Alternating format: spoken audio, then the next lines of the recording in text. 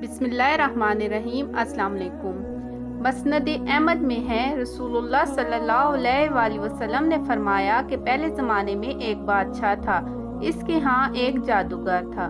جب جادوگر بوڑھا ہوا تو اس نے بادشاہ سے کہا کہ میں اب بوڑھا ہو گیا ہوں اور میری موت کا وقت قریب آ رہا ہے، مجھے کوئی بچہ سونپ دو، میں اسے جادو سکھا دوں۔ چنانچہ ایک ذہین لڑکے کو وہ تعلیم دینے لگا۔ لڑکا اس کے ہاں جاتا تو راستے میں ایک راہب کا گھر پڑتا، جہاں وہ عبادت میں اور وعظ و نصیحت میں مشغول ہوتا۔ یہ بھی کھڑا ہو جاتا اور اس کے طریقہ عبادت کو دیکھتا اور وعظ سنتا۔ آتے جاتے یہاں رک جایا کرتا تھا۔ جادوگر بھی مارتا اور باپ بھی، کیونکہ وہاں وہ دیر سے پہنچتا اور یہاں بھی دیر سے آتا۔ ایک دن بچے نے راہب کے سامنے یہ شکایت کی۔ راہب نے کہا، جب جادوگر تم سے پوچھے کہ کیوں دیر ہو گئی ہے تو کہنا کہ گھر والوں نے روک لیا تھا، اور گھر والے بگڑے تو کہنا کہ جادوگر نے روک لیا تھا۔ یوں ہی ایک زمانہ گزر گیا، ایک طرف تو وہ جادو سیکھتا تھا اور دوسری طرف کلام اللہ اور دین اللہ سیکھتا تھا۔ ایک دن یہ دیکھتا ہے کہ راستے میں ایک زبردست ہیبت ناک سانپ پڑا ہے، جس نے لوگوں کی آمد و رفت بند رکھی ہے۔ ادھر والے ادھر اور ادھر والے ادھر ہیں، اور سب لوگ ادھر ادھر پریشان کھڑے ہیں۔ اس نے اپنے دل میں سوچا کہ آج موقع ہے کہ میں امتحان لوں کہ راہب کا دین اللہ کو پسند ہے یا جادوگر کا۔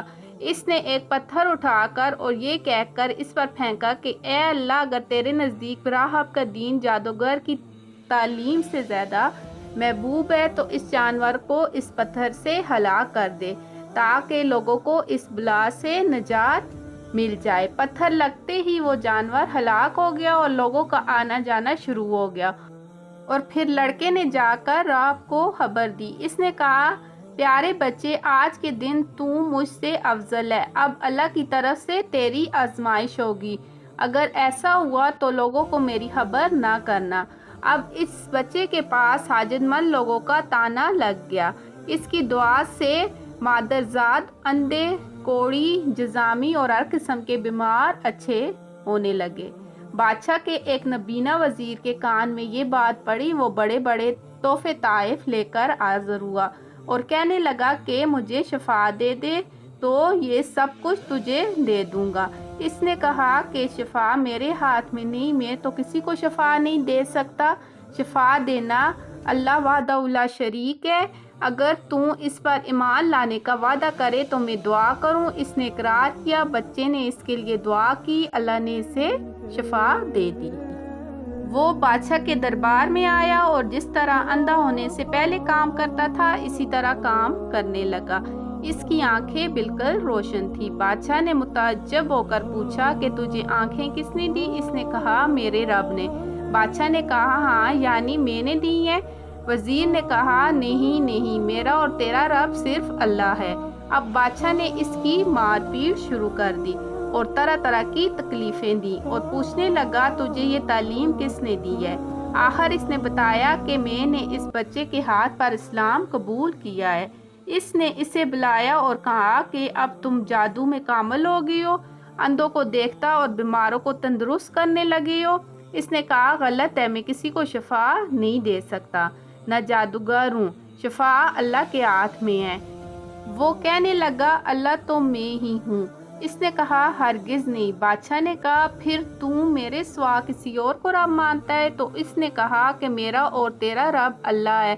اس نے اب اس بچے کو طرح طرح کی سزائیں دینی شروع کر دی، یہاں تک کہ راہب کا پتہ لگا لیا اور راہب کو بلا کر کہا کہ اسلام کو چھوڑ دے۔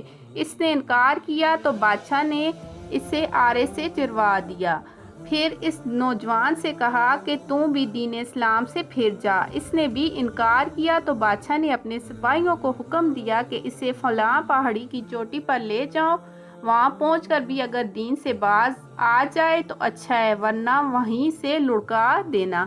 چنانچہ سپاہی اسے پہاڑ کی چوٹی پر لے گئے۔ جب اسے دھکا دینا چاہا تو اس نے اللہ سے دعا کی، اے اللہ، جس طرح تو چاہے مجھے اس سے نجات دے۔ اس دعا کے ساتھ ہی پہاڑ ہلا اور سب سپاہی لڑک گئے، صرف وہی بچہ باقی رہا۔ वहाँ से बादशाह के पास गया। बादशाह ने कहा, ये क्या हुआ, मेरे सब सिपाही कहाँ हैं? बच्चे ने कहा, अल्लाह ने मुझे बचा लिया और वो सब हलाक हो गए। बादशाह ने अपने दूसरे सिपाहियों को हुक्म दिया कि इसे कश्ती में बिठा कर ले जाओ और समुंदर में फेंको। ये लोग इसे लेकर चले। 20 समुंदर के पहुंच के जब इसे फेंकना चाहा तो फिर वही दुआ की, ऐ अल्लाह, जिस तरह तू चाहे मुझे इनसे बचा। दुआ के साथ ही मौज उठी और सारे के सारे सिपाही समुंदर में डूब गए। सिर्फ वही बच्चा बाकी बचा। फिर वो बादशाह के पास आया और कहने लगा, मेरे रब ने तो मुझे बचा लिया, और ए बादशाह, तू चाहे कितनी तदबीरें भी कर ले, तू मुझे हलाक नहीं कर सकता। सिर्फ एक सूरत है, जिस तरह मैं कहूँ अगर तू इस तरह करे तो मेरी जान निकल सकती है।